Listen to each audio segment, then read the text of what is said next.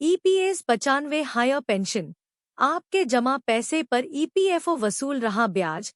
उच्च पेंशन न मिलने पर 12% ब्याज के हकदार आप भी। पेंशनर्स 12% की दर से दंडात्मक ब्याज के लिए उत्तरदायी होगा। ईपीएस 95 हायर पेंशन को लेकर एक पेंशनर्स ने बड़ा दावा किया है। सूचना Zee News Chhattisgarh. EPS 95 higher pension EPS 95 higher pension को लेकर बड़ी खबर आ रही है। कर्मचारी भविष्य निधि संगठन एम्प्लॉयज प्रोविडेंट फंड ऑर्गेनाइजेशन अब तक उच्च पेंशन का भुगतान नहीं कर सका है। जिन्होंने डिमांड लेटर के मुताबिक पैसा जमा कर दिया है, लेकिन किन्हीं कारणों से ईपीएफओ पेंशन चालू नहीं कर पा रहा है, तो आप जमा राशि पर ब्याज हासिल करने के लिए पात्र है। मांग पत्र जारी करने में देरी से आपको नुकसान हो रहा है, क्योंकि ईपीएफओ देय अंशदान पर अद्यतन ब्याज वसूल रहा है। ईपीएफओ से ब्याज की राशि के लिए क्लेम कर सकते हैं। ईपीएस 95 हायर पेंशन को लेकर सोशल मीडिया पर एक पोस्ट शेयर किया गया। एक पेंशनर्स ने पोस्ट में ईपीएफओ से ब्याज हासिल करने का तरीका बताया। सूचनाजी.com में आप इसकी विस्तृत रिपोर्ट पढ़ने जा रहे हैं। कर्मचारी पेंशन योजना 1995 एम्प्लॉयज पेंशन स्कीम 1995 के तहत उच्च पेंशन का अधिकार दिया गया है। प्रधानमंत्री नरेंद्र मोदी, प्राइम मिनिस्टर नरेंद्र मोदी और श्रम मंत्री लेबर मिनिस्टर के साथ ही ईपीएफओ पर लगातार पेंशनर्स सवाल उठा रहे थे।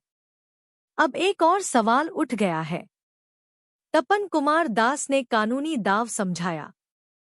सम्मानित सभी उच्च पेंशन वाले ईपीएस 95 पेंशन भोगी, मांग पत्र जारी करने में देरी से आपको नुकसान हो रहा है, क्योंकि ईपीएफओ देय अंशदान पर अद्यतन ब्याज वसूल रहा है।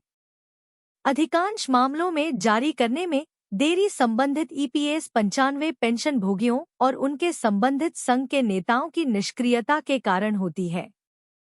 सक्रिय रहें और ईपीएस 95 पेंशन योजना के ब्याज की धारा 17 के तहत बकाया राशि पर कानूनी तरीके से अपना ब्याज दावा करें।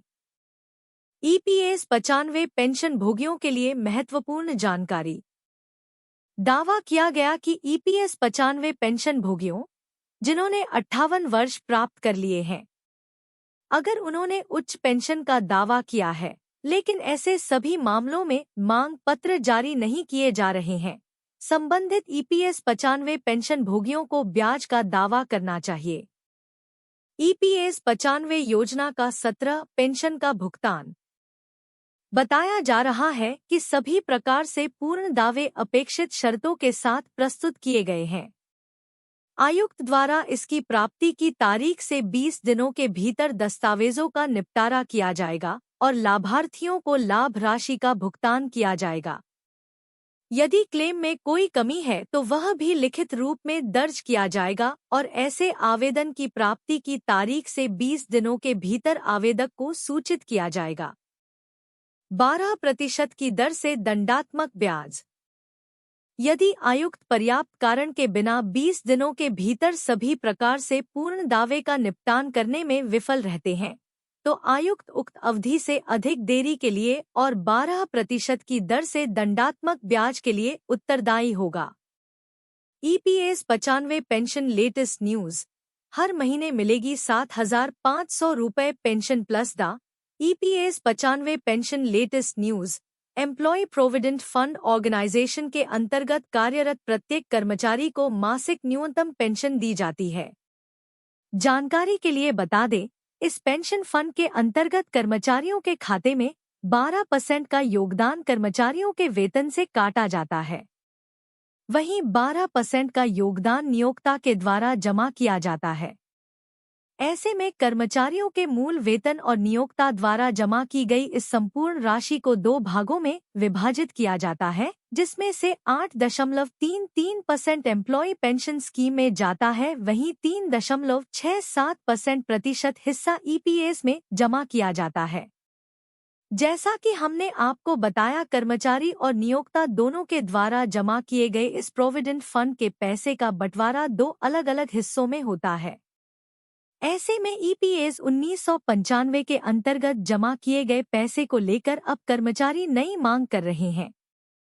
कर्मचारियों का कहना है कि ईपीएस के अंतर्गत पेंशन राशि को अब बढ़ाकर 7,500 प्रति माह कर देना चाहिए। जानकारी के लिए बता दें, इस संपूर्ण मुद्दे पर पेंशन भोगियों द्वारा राष्ट्रीय आंदोलन का गठन किया गया है और 31 जुलाई 2024 से जंतर मंतर पर विरोध प्रदर्शन का आह्वान भी किया जा चुका है। इस संपूर्ण मुद्दे पर पेंशन भोगियों ने एकजुट मांग उठाई है कि पेंशन भोगियों को अब ईपीएस 95 के अंतर्गत प्रत्येक माह 7,500 की राशि ईपीएस 95 पेंशन मिलनी चाहिए। क्या है ईपीएफ और ईपीएस 95? वे सभी पाठक जो ईपीएफ और ईपीएस दोनों के बारे में विस्तृत रूप से नहीं जानते हैं, उनकी जानकारी के लिए बता दें कि ईपीएफ मुख्यतः रिटायरमेंट बेनिफिट स्कीम है जो प्रोविडेंट फंड के रूप में कर्मचारियों को उपलब्ध कराई जाती है। वहीं ईपीएस कर्मचारियों के योगदान को ही पेंशन के रूप में उपलब्ध करवाने की स्कीम है। ईपीएस 95 के अंतर्गत कर्मचारी के मूल वेतन से काटी गई राशि को ही पेंशन के रूप में दिया जाता है। ऐसे में फिलहाल कर्मचारियों को ईपीएस 95 के अंतर्गत 1,450 रुपये की औसत पेंशन मिलती है, वहीं पेंशन भोगियों को केवल 1,000 रुपये की पेंशन इस ईपीएस 95 के अंतर्गत मिलती है।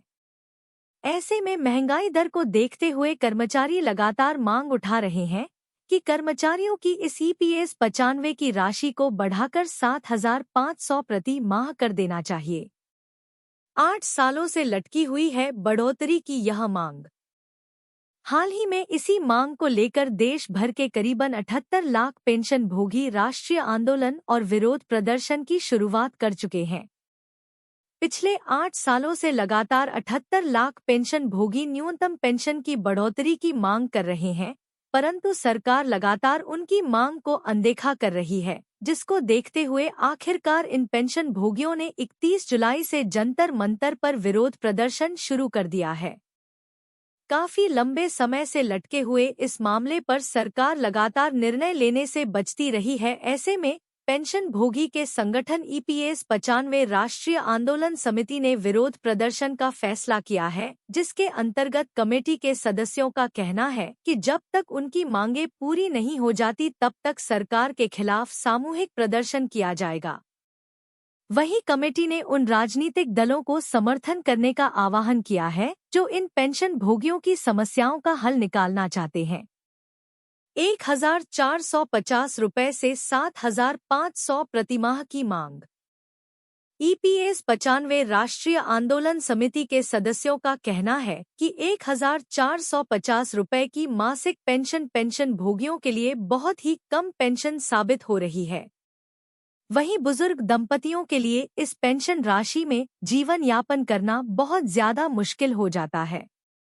महंगाई के इस दौर में जहां महंगाई दर लगातार बढ़ता जा रहे, ऐसे में पिछले 10 सालों से पेंशन की राशि में किसी प्रकार की कोई बढ़ोतरी नहीं की गई है। ऐसे में यह सरकार की जवाबदारी बनती है कि सरकार पेंशन भोगियों के पेंशन में बढ़ोतरी करने का महत्वपूर्ण निर्णय ले और बुजुर्गों को विभिन्न प्रकार की सुविधा उपलब्ध करवाए, जिससे वह आत्मसम्मान के साथ जीवन यापन कर सके। ईपीएस 95 राष्ट्रीय आंदोलन महासमिति के सचिव वीरेंद्र सिंह ने प्रेस के साथ वार्ता करते हुए यह बताया है कि यह सभी राजनीतिक दलों और सत्ताधारियों की जिम्मेदारी बनती है कि वह सभी पेंशन भोगियों को निश्चित मानदेय उपलब्ध कारण 1,450 रुपये अथवा 1,000 रुपये की राशि में प्रत्येक माह गुजरा करना अपने आप में एक संघर्ष हो जाता है।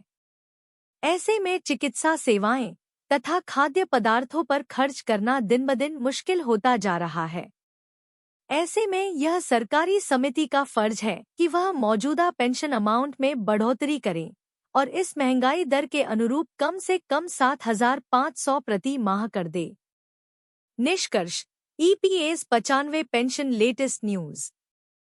कुल मिलाकर EPS 95 राष्ट्रीय आंदोलन समिति द्वारा होने वाले इस विरोध प्रदर्शन का परिणाम क्या होगा और क्या सरकार इन 78 लाख सेवानिवृत्ति पेंशन भोगियों और 7.5 करोड़ कार्यरत कर्मचारियों की मांगों को देखते हुए EPS 95 की पेंशन अमाउंट को 1,450 रुपये से 7,500 प्रति माह करेगी अथवा नहीं, यह तो समय ही बताएगा। परंतु यह निश्चित तौर पर कहा जा सकता है कि आज के इस महंगाई के दौर में 1,500 रुपये पेंशन के रूप में मिलना और इतनी कम राशि में जीवन यापन करना सच में अपने आप में एक बहुत बड़ा संघर्ष है, जिसका निदान करना सरकार की नैतिक जिम्मेदारी हो जाती है।